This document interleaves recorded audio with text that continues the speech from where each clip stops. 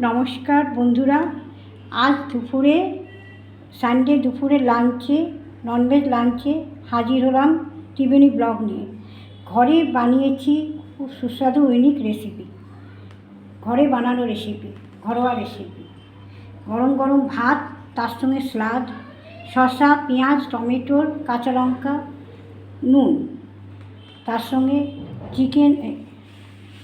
চিংড়ি মাছ মশলা ভাজা, তার সঙ্গে কচু লতি, চিংড়ি মাছের চচ্চড়ি, ঝাল চচ্চড়ি, তার সাথে আছে চিকেন কারি, তার সঙ্গে আছে পোস্ত সর্ষে দিয়ে ভাপা বোয়াল মাছ, তার সঙ্গে আছে ঝিঙা পোস্ত তরকারি, গাঢ় মুসুর ডাল, জেলি আমের চাটনি, শেষ পাতে এক গ্লাস জল। টেস্টি স্পাইসি ঘরোয়া রেসিপিগুলো আমার কেমন লাগছে ত্রিবেণী ব্লগে প্লিজ কমেন্ট করুন, বেশি বেশি শেয়ার করুন, আমাকে সাপোর্ট করুন, সাবস্ক্রাইব করুন। সুস্থ থাকুন, ভালো থাকুন, ধন্যবাদ।